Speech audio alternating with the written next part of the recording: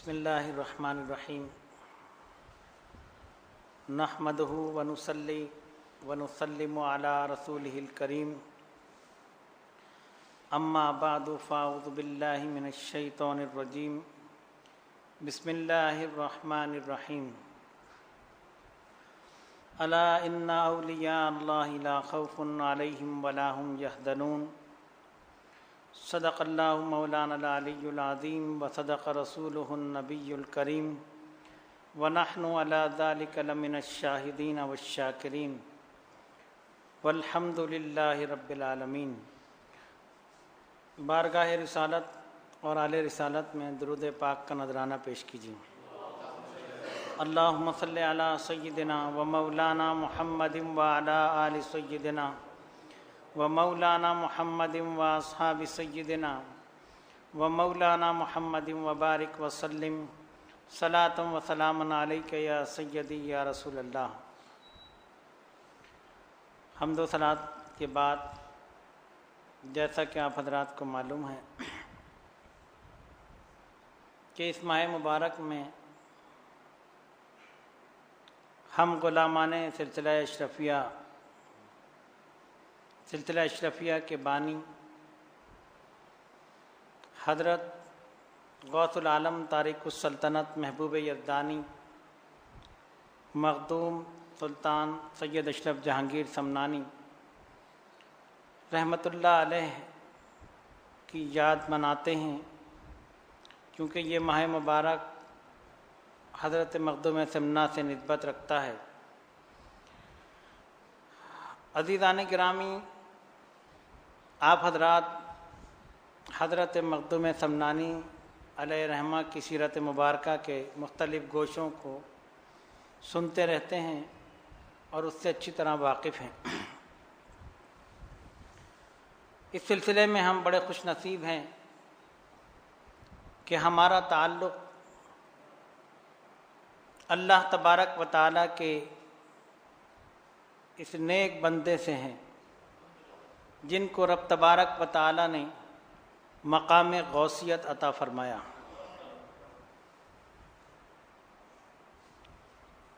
मुझे उम्मीद है कि हम कमज़ोर सही, काहिल सही, इबादत में कोताह सही, लेकिन इंशाअल्लाहुल अज़ीज़ कल क़यामत के रोज़ अपने पीर मुर्शिद के सदक़े में हज़रत गौसुल आलम सैयद अशरफ जहांगीर समनानी रहमतुल्लाह अलैह के फैज़ से ज़रूर मुस्तफ़ीज़ होंगे और इस दुनिया में भी ज़रूर मुस्तफ़ीज़ होंगे।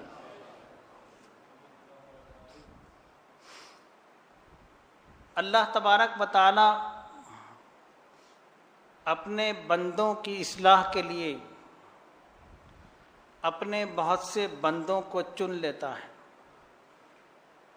और उनको मुस्लिह बनाकर, इस्लाह करने वाला बनाकर लोगों के दरमियान भेजता है। अल्लाह के ये नेक और मुकर्रब बंदे, आप जानते हैं कि वो लोगों के दरमियान में रहते हैं और उनके साथ उठते बैठते हैं और उनके ज़ाहिर और बातिन को पाक और साफ़ करते हैं। ये बात आप शायद पहले भी सुन चुके हैं कि किसी भी मुल्क के अंदर 3 तरह के लोग होते हैं। एक हुकूमत के वफ़ादार होते हैं जो हुकूमत के मामलात में हुकूमत के मुआविन होते हैं और उसके ओहदों पर फाइज होते हैं। हुकूमत उनको मुख्तलिफ़ ज़िम्मेदारियाँ अता करती हैं। एक दूसरा तबका होता है कि वो भी वफ़ादार तो नहीं होता, वफ़ादार तो होता है लेकिन वो ज़िम्मेदारियाँ नहीं संभाल सकता, बल्कि वो सिर्फ़ हुकूमत के बनाए हुए क़ानून पर अमल करता है। और तीसरा तबका जो है वो हुकूमत का गद्दार होता है कि जो हुकूमत के क़वानीन की खिलाफ वर्जी करता है, मुमलिकत की गद्दारी करता है और हुकूमत को दिल से तस्लीम नहीं करता।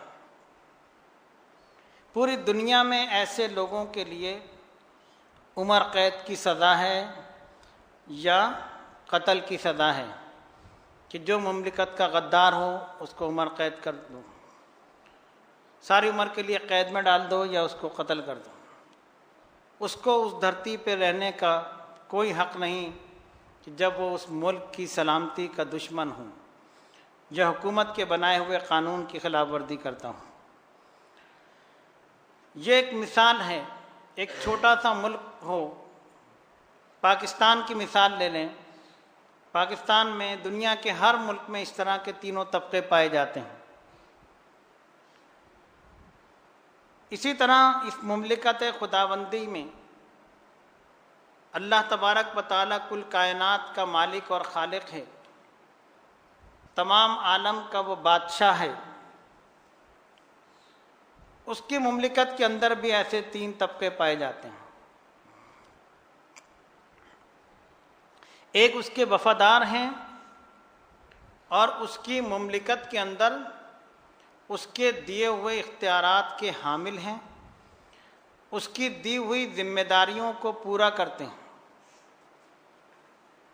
जिस तरह से इस ज़ाहिरी दुनिया में, ज़ाहिरी मुमलिकत के अंदर आप देखते हैं कि वज़ीर आज़म होता है, उसके मुशीर होते हैं, उसके वज़ीर होते हैं, फिर हर सूबे के गवर्नर होते हैं, हर सूबे के अंदर कमिश्नर, डिप्टी कमिश्नर होते हैं।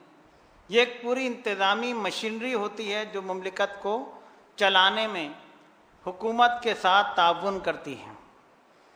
इसी तरह से मुमलिकत खुदाबंदी में अल्लाह तबारक व तआला जल्ल जलालहू व अम्मा नवालहू ने अपने उन नेक बंदों को ये जिम्मेदारियां अता की हुई हैं कि जो मुमलिकत के अंदर अल्लाह वादहू ला शरीक की दी हुई जिम्मेदारियों को पूरा करते हैं। वो वफादार होते हैं और वफादार बनाते हैं।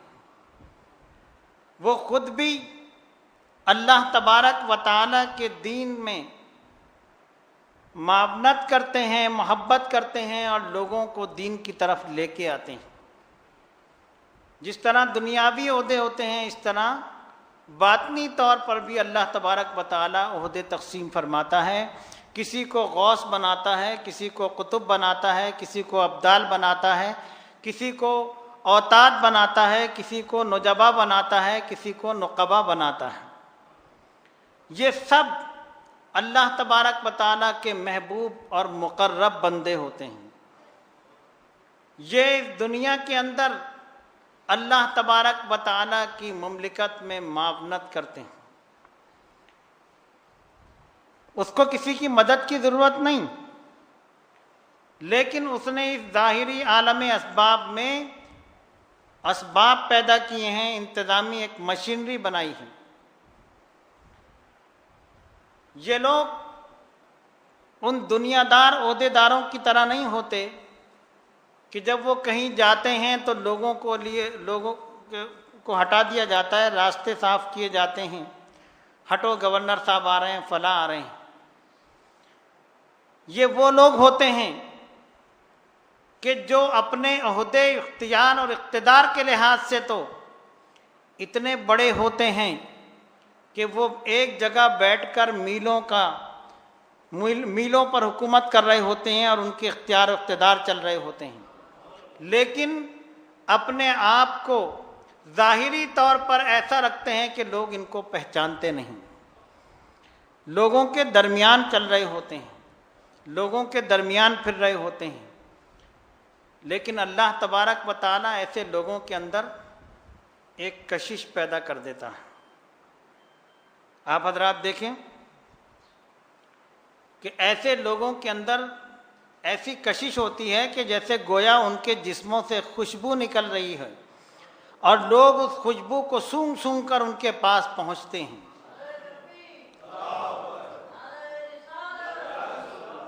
वो इसके लिए ये नहीं कहते कि आओ फला मेरे पास आए, फला मेरे पास आए, बल्कि वो लोगों से ज़ाहिरी मुलाकात को और लोगों में घुल मिलने को ज़्यादा पसंद भी नहीं करते कि हमारे मामूलात डिस्टर्ब ना हो या लोग हमारे आगे पीछे फिरें, जाहिर ही नहीं करना चाहते। लेकिन ये वो खुशबू है जो खुशबू दरबार रिसालत इमाम सल्लल्लाहु अलैहि वसल्लम की है कि जिसको भी उस दरबार से ताल्लुक़ हो जाए, जिसको भी उस दरबार में की ग़ुलामी का शर्फ हासिल हो जाए, अल्लाह तबारक व तआला उसकी ज़ात के अंदर कशिश पैदा कर देता है, एक खुशबू पैदा कर देता है।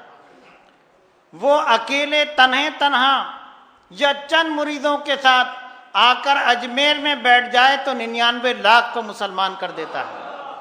वो अकेला आकर पाकपट्टन में बैठ जाए तो सैकड़ों को मुसलमान कर देता है।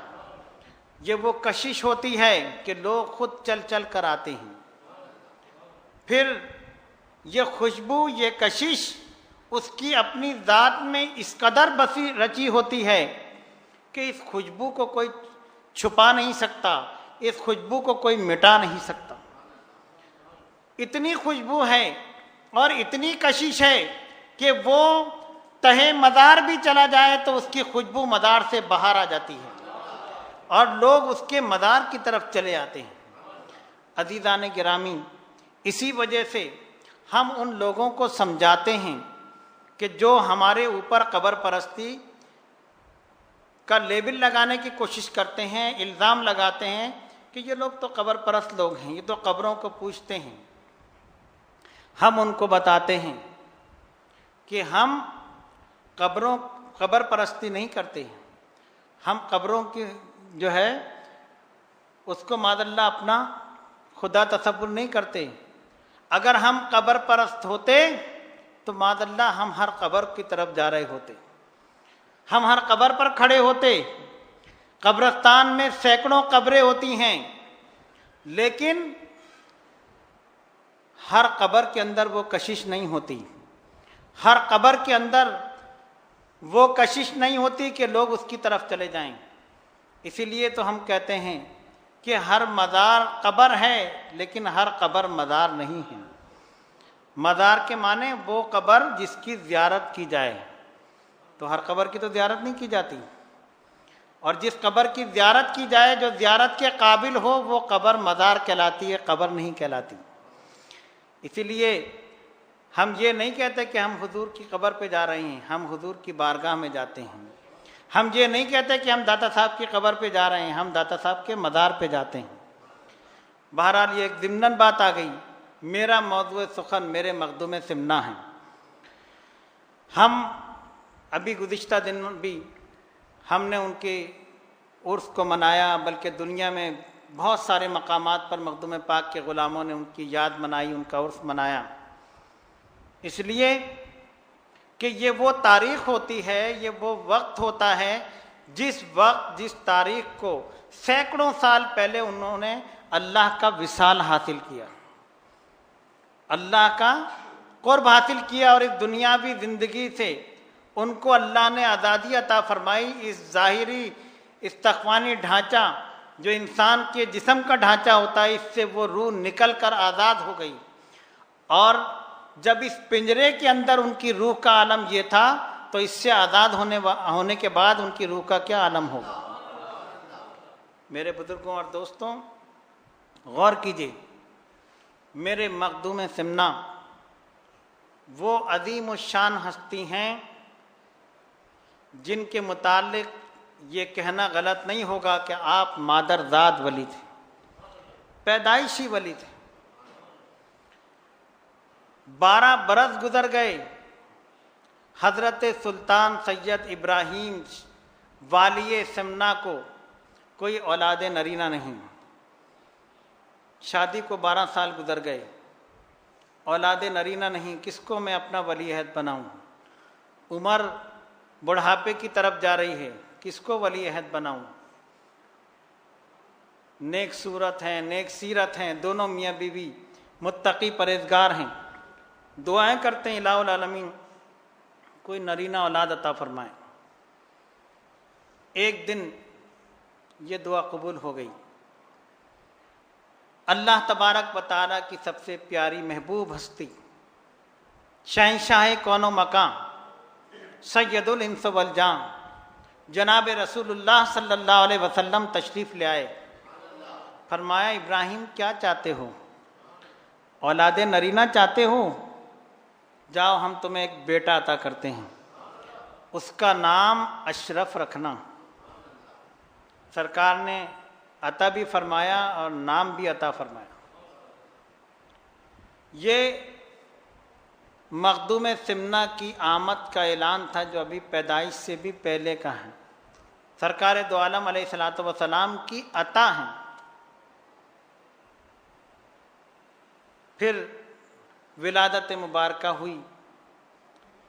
आपकी वालदा माजिदा हज़रत सैयदा खतीजा रज़ी अल्लाह अन्हा बड़ी मोहब्बत के साथ, बड़े लाड और प्यार के साथ कि शहज़ादा समना हैं, मुमलिकत के वली अहद हैं, बड़ी तवज्जो के साथ परवरिश की जा रही है। हज़रत मखदूम समना की उम्र बड़ी, समझदार हुए, 10 बरस की उम्र हुई। पहले ही बिस्मिल्लाह शरीफ पढ़वाई गई। दीनी तालीम की तरफ राग़िब तो थे ही, और मदरसे में दाखिल कर दिया गया। कुरान पाक को 7 क़िरातों के साथ हिफ्ज़ किया, मुकम्मल किया। दर्स निज़ामिया की तालीम हासिल की। अभी उम्र बमुश्किल 15 बरस या उससे ज़्यादा कमोबेश हुई तो वालिद मुहतरम का साया सर से उठ गया। तबीयत तो दीन की तरफ माइल थी, जिम्मेदारी दुनियावी हुकूमत की दे दी गई। दिल नहीं लगता था, लेकिन क्या करते हैं, वली अहद भी खुद ही थे। वालिद मुहतरम की जगह बैठना भी था। 15 बरस की उम्र में शहंशाह सिमना बन गए, लेकिन बड़ी अदल और इंसाफ के साथ, बड़े अदल और इंसाफ के साथ हुकूमत फरमाई। 10 साल तक वालिये सिमना रहे, रियासत समना पर हुकूमत करते रहे। ये एक ऐसा मौका था कि बादशाहत थी, कोई मुखालिफ नहीं होता, बादशाही हुकूमत के अंदर कोई हिज़्ब इख्तिलाफ नहीं होती, एक मुतलकुल अनान हुक्मरान होते हैं। ऐसी पोजीशन में, ऐसी सूरत में ऐसी हुकूमत को कौन छोड़ता है? लेकिन हुक्म हुआ, हज़रत सैयदना खिज़र अलैहिस्सलातु वस्सलाम तशरीफ़ लाए और फरमाया, ए सैयद अशरफ, अल्लाह रब्बुल इज़्ज़त की ज़ात के दरमियान और तुम्हारे दरमियान ये हुकूमत जो है, ये जो बादशाहत है, ये हिजाब बन रही है, इसको दरमियान से हटा दो। आप देखें कि जिसको उसका, जो शख्स उस मोहब्बत का और उस हलावत का मज़ा एक दफ़ा चख ले तो फिर उससे ये मज़ा छूटता नहीं है। आज आप दुनियावी तौर पे देखें तो कोई किसी की मोहब्बत में गिरफ़्तार होता है, किसी मजाजी मोहब्बत में, तो इतनी आसानी से उसके दिल से वो मोहब्बत नहीं निकलती, बहुत कुछ कुर्बान कर देता है। लेकिन उस मोहब्बत हकीकी के वारिसों से पूछो कि जिनको वो मोहब्बत हकीकी नसीब हो जाए, हुस्न जमाले इलाही नसीब हो जाए, वो कैसे इस हुस्न को छोड़ सकते हैं? उनके लिए ये दुनियावी हुस्न जमाल सब हेज नज़र आते हैं। जब सोचा कि इसके दरमियान, इस कुर्बे इलाही में ये चीज़ रुकावट बन रही है, तो जाए ऐसी तैसी में सल्तनत को छोड़ दिया। सल्तनत को छोड़ दिया। आज लोग सल्तनत हासिल करने के लिए क्या क्या बदमाशियां करते हैं, लोगों को ख़रीदते हैं, क्या क्या कुछ करते हैं। मेरे मखदूम समना ने अपने बाप दादा की मीरासी हुकूमत, जो मीरास में मिली थी उनको, जिसके वो वारिस थे, उसको सिर्फ इसलिए छोड़ दिया कि ये अल्लाह रब्बुल इज़्ज़त के क़ुर्ब के दरमियान हाइल हो रही थी। ये हिम्मत वालों की बात है। छोड़ दिया और सबसे पहले अपनी वालिदा मोहतरमा के पास हाजिर हुए और कहा कि आप मुझे इजाज़त दीजिए, अब मैं ये मुमलिकत, ये हुकूमत अपने छोटे भाई मोहम्मद आराफ के सुपुर्द करके जा रहा हूँ। आप मुझे इजाज़त दीजिए, मैं अब अल्लाह की राह में निकल रहा हूँ। सल्तनत, तारिकुस सल्तनत, आप जानते हैं कि तारीख़ में 2 तारिकुस सल्तनत गुजरे हैं। एक हज़रत इब्राहिम अदम बल्खी और एक हज़रत मखदूम सुल्तान सैयद अशरफ जहांगीर समनानी। ये दोनों बड़े अजीम बुजुर्ग गुजरे हैं और जिन्होंने क़ुर्ब इलाही में वो मकाम हासिल किया है कि बड़े बड़े पीछे रह गए। हज़रत इब्राहिम अदम बल्खी का भी एक वाक़या मशहूर है कि उनके लिए बिस्तर पर रोज़ाना गुलाब के फूल बिछाए जाते थे और उस पर आकर वो लेटते थे तो सुकून मिलता था, सो जाते थे। तो जो कनीज़ रोज़ाना फूल चुना करती थी बिस्तर के ऊपर, एक दिन वो चुनते चुनते करने की, चलो थोड़ी देर मैं भी लेट के देखूं, बादशाह को इस पे क्या मज़ा आता है, अभी तो बादशाह के आने में देर है, ज़रा लेट के तो देखूं। लेटी तो ऐसा सुकून मिला, सो गई। बादशाह आया, अरे मेरे बिस्तर पे ये लेटी हुई। आपको पता है कि बादशाहों के यहाँ तो बस उनके मुंह से निकले हुए अल्फाज कानून का दर्जा रखते हैं। फौरन हुक्म दिया कि इसको दुर्रे लगाए जाएं, कोड़े लगाए जाएं। वो डर गई, सहम गई कि ये मुझसे क्या गलती हुई। लेकिन जब उसके कोड़े लगाए जाने लगे तो जब कोड़ा लगता था तो कभी हंसती थी, कभी रोती थी। 2-3 कोड़े लगने के बाद हजरत ने फरमाया ठहर। बादशाह ने कहा ठहरो, ये क्यों, ये तुम्हारे रोने की वजह तो समझ में आती है कि कोड़े पड़ रहे हैं, ये हंस क्यों रही हो। कहने लगी मैं ये सोच रही हूँ, एक लम्हे के लिए, चंद मिनटों के लिए मैं लेटी हूँ तो मुझे 100 दुर्रे लग रहे हैं। जो इस पर हमेशा लेटता रहा उसका क्या हशर होगा, अंदाज़ा तो लगाओ। जो रोज़ाना इस पे लेटता है उसको कितनी सज़ा मिलेगी।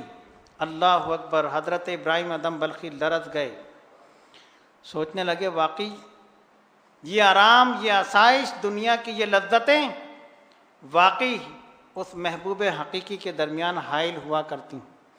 उन्होंने भी सल्तनत को छोड़ दिया था, मेरे मखदूम ने भी छोड़ दिया और वालिदा मोहतरमा की खिदमत में हाजिर हुए। फरमाया हाँ, मैं तो इसी दिन का तो इंतज़ार कर रही थी। जो गौसुल आलम की माँ हो उसी के मुंह से ऐसे अल्फाज निकलते हैं। ऐसे आजकल की औरतें थोड़ी अपने बच्चों को, आज तो अपने बच्चों को दारुल में दाखिल करवाने के लिए भी नहीं बेचारा मौलवी बन जाएगा, दाढ़ी रखनी पड़ेगी, क्या लोगों को शक्ल दिखाने के काबिल नहीं होगा, ऐसी औरतें परेशान हो जाती हैं। मेरे मखदूम सिमना की वालिदा मोहतरमा कितनी अजीम शान वालिदा होंगी वो, जिनके हिस्से में, जिनकी औलाद में अल्लाह ने गौसुल आलम दिए। माँ का बड़ा दर्जा होता है, बड़ा दर्जा होता है। अगर आज मैं आपसे पूछूं कि बताएं इस रुए ज़मीन पर जितनी भी माएँ आई हैं, गुजरी हैं, मौजूद हैं और आने वाली हैं, उनमें सबसे ज़्यादा खुश नसीब माँ कौन है? बताएं, एक सवाल है। हज़रत बीबी आमना है ना, जिनको सरवरे कायनात की माँ होने का शर्फ हासिल हुआ। अल्लाह तबारक व तआला इस चीज़ के लिए भी इन ख़वातीन को चुनता है कि इनकी गोद में फ़ला फ़ला अजीम हस्ती जो है वो अता की जाएगी। अज़ीज़ान गिरामी, बहरहाल ये मखदूम सिमना की माँ थी। कहाँ मैं इसी दिन का तो इंतज़ार कर रही थी कि एक वक्त आएगा। तुम्हारे नाना हज़रत ख्वाजा अहमद यस्वी रहमतुल्लाह अलैह ने ये बात मुझे पहले ही बता दी थी कि तुम्हारे यहाँ जो बेटा पैदा होगा एक दिन वो सल्तनत छोड़कर अल्लाह की राह में निकलेगा। मैं इसी दिन का इंतज़ार कर रही थी। लेकिन बेटा बात यह है, मैं माँ हूँ, मैं तुम्हें इस तरह से रुखसत करूँगी तो मेरा दिल, बहरहाल एक माँ का दिल है, तुम फ़ौज के साथ कर्रो फर के साथ निकलो। मैं दिल को ये तसल्ली देती रहूँगी कि मेरा बेटा अशरफ जो है वो किसी मुहिम को सर करने के लिए निकला है। इस तरह मेरे मखदूम सिमना वहाँ से रवाना हुए और सल्तनत को मुकम्मल तौर पे तर्क कर दिया और पूरी दुनिया का आपने 2 मरतबा सफ़र किया, कई 100 बुजुर्गान दीन से फैज़ हासिल किया, बुखारा समरकंद सब जगह से होते हुए आप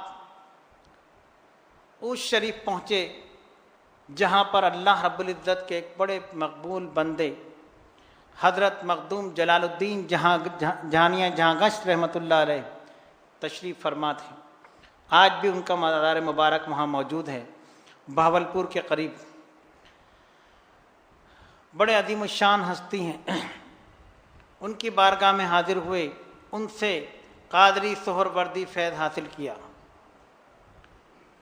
इस तरह से मुख्तलिफ बुजुर्गान दीन और औलिया कामिलीन से फैज़ हासिल करते हुए अपने पीर व मुर्शिद हज़रत मखदूम अलाउद्दीन गंज नबात रहमतुल्लाह अलैह की बारगाह में पहुँचे।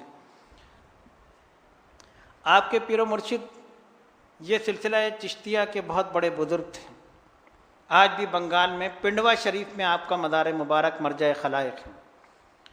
उनकी अज़मत का और उनकी बुलंदी का अंदाज़ा इसी बात से लगा लो सिर्फ कि वो मेरे मखदूम सिमना के पीर व मुर्शिद हैं। उनका अपना क्या मकाम होगा। जिनकी बारगाह के फैज़ याफ्ता गौसुल आलम हो, उनके अपने मकाम का क्या आलम होगा। लेकिन एक बात याद रखो, बाज़ मुरीद होते हैं और बाज़ मुराद होते हैं। किसी को दे दिया जाता है और कोई तलब करता है। मेरे मखदूम सिमना का मकाम भी बड़ा बुलंद है। जब बंगाल की तरफ आपने पेशकदमी फरमाई तो उधर हज़रत अलाउद्दीन गंज नबात रहमतुल्लाह अलैह अपने मुरीदों से फरमाते हैं, मुझे अपने यार की बू आ रही है, मुझे अपने यार की बू आ रही है। और जब आप तशरीफ़ लाए, करीब आए, तो पीर व मुर्शिद होने के बावजूद उनके इस्तकबाल के लिए अपनी खानका से बाहर आ गए, अपनी खानका से बाहर आ गए। लोग हैरान हैं कि आज कौन आ रहा है कि जिसको ये एजाज़ मिल रहा है कि उनका पीर उनके इस्तकबाल के लिए बाहर आ रहा है। जब हज़रत मखदूम सिमना तशरीफ़ लाए, हाजिर हुए, तो अपने पीर के कदमों में गिर गए, उठाकर अपने सीने से लगा लिया। फरमाया, इतना इंतज़ार कर रहा हूँ, इतने अरसे से तुम्हारी आमद का इंतज़ार कर रहा हूँ। तुम्हारी आमद से पहले 70 मरतबा हज़रत ख्वाजा खिज़र ने तुम्हारे आने की इत्तला दी है। और उन्होंने बता दिया कि तमाम मशाइखों ने जब शहज़ादा समना समनान से रवाना हुए तो तमाम मशाइखों ने जाल बिछा दिए कि ये हमारे पास आ जाए, मैं सबसे बचाकर तुम्हारे पास ले आया हूँ। कितनी अजीम उनकी हस्ती है और कितने प्यारे हैं कि हर बुजुर्ग के वो प्यारे हैं। अपने पीरो मुर्शिद के अलावा सबके वो प्यारे हैं। हर एक चाहता है ये मेरे पास आ जाए। फिर उनको अपने साथ पालकी में बिठाकर खानका में लाए, उनको रियादत मुजाहिदात कराए। इस तरह से मखदूम सिमना ने अपने पीरो मुर्शिद से फैज़ हासिल किया। एक बड़ा तफसीली मज़मून है।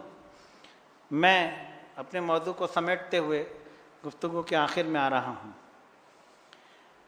आपने 2 मरतबा हिंदुस्तान, पूरी दुनिया का सफ़र किया और फिर बिहार भी तशरीफ़ ले गए। जब बिहार के लिए रवाना हुए तो वहाँ हज़रत याहिया मुनेरी रहमतुल्लाह अलैह का मज़ार है, हिंदुस्तान के शहर बिहार में। उन्होंने फरमाया अपने मुरीदों से कि मेरा आखिरी वक्त आ गया है, मैं अब दुनिया से जा रहा हूँ, लेकिन ये बात ध्यान में रखना कि मेरी नमाज जनाजा तुम में से कोई नहीं, मेरी नमाज जनाजा वो पढ़ाएगा जिसके अंदर ये 3 सिफतें पाई जाएंगी। एक वो सही नसब सैयद होगा, दूसरा वो सबा क़िरात का हाफिज़, और तीसरा वो तारिकुस सल्तनत होगा। ये ऐसी शर्तें थीं जो हर एक के अंदर नहीं पाई जाती। चलो सबा क़िरात के हुफ़ाज़ मिल जाते हैं, सही उन नसब सैयद भी बहुत सारे हैं, लेकिन तारिकुस सल्तनत को कहाँ ढूंढोगे। हजरत मखदूम सिमना तशरीफ़ लाए, फरमाया हजरत याया उन्होंने फरमाया मेरा जनाजा तैयार करके रख देना, जब तक वो ना आए नमाज जनाजा नहीं पढ़ाना। ज़रा सोचो तो सही, इन बुज़ुर्गों का क्या मकाम है। उनकी निगाहें रूहानियत देख रही थी कि हाँ वो पहुंच जाएंगे। आज कोई कैसे कह सकता है। अभी वो बंगाल से चले हैं और बिहार में इत्तला हो रही है कि वो आ रहे हैं। न जहाज़ है न ट्रेन, कोई तेज़ रफ्तार सवारी नहीं, कहा वो आ रहे हैं और नमाज जनाजा भी वही पढ़ाएंगे। यहाँ तो शहर के शहर पहुँचने में मुश्किल हो जाती है, कभी कभी ट्रैफिक जाम हो गई तो लोग बातें बनाते हैं यार जनाजा ख़राब हो जाएगा। ये तो वो जनाजा था जो ख़राब नहीं होता, न जाने कितने ख़राबों को सही कर देता है, कितने ख़राबों को सही कर देता है। हज़रत याया मुनरी का जनाजा रख दिया गया और मेरे मखदूम सिमना तशरीफ़ ले आए। पूछने वालों ने पूछा हज़रत आप क्या नाम है? कहा सैयद अशरफ। सैयद नसब सैयद हैं जी। सबा क़िरात के हाफिज़ हैं जी। तारिकुस सल्तनत हैं? फरमाया हाँ मैं तारिकुस सल्तनत। कहा तशरीफ़ लाइए। हज़रत की यही वसीयत थी कि वही मेरी नमाज जनाजा पढ़ाएंगे। आज भी आपके मकतूबात, जो मकतूबात सदी के नाम से हैं, उसमें मखदूम पाक का जिक्र मिलता है। अशरफियों, इसीलिए आला हज़रत ने कहा था अशरफी नाज कर तू अशरफ पर, कौन पाता है ख़ानदान ऐसा। ये बहुत बड़ी खुशनसीबी है। सिलसिला अशरफिया तमाम सलासिल का मजमुआ है। मादल्ला हम ये नहीं कहते, किसी सिलसिले की कोई तनकीस नहीं। हम क्यों कहेंगे? अशरफियों से ज़्यादा कोई दीगर सलासिल से मोहब्बत करने वाला कौन होगा, जिनके पास सिलसिला कादरिया भी है, सिलसिला चिश्तिया भी है, सिलसिला नक्शबंदिया भी है, सिलसिला सोहरवर्दिया भी है। इसीलिए जितने अशरफी हैं वो मोहब्बत वाले हैं। कोई कादरी आ जाए तो कहते हैं हम कादरी भी हैं, कोई चिश्ती आ जाए तो कहते हैं हम ख्वाजा अजमेर के ग़ुलाम भी हैं, कोई निज़ामी आ जाए तो कहते हैं हम निज़ामी भी हैं, कोई नक्शबंदी सोहरवर्दी आए तो कहते हैं हम, हमारे पास सारी निस्बतें हैं। अरे हमारे मखदूम पाक ने सारी निस्बतों को जमा करके सिलसिला अशरफिया बना दिया।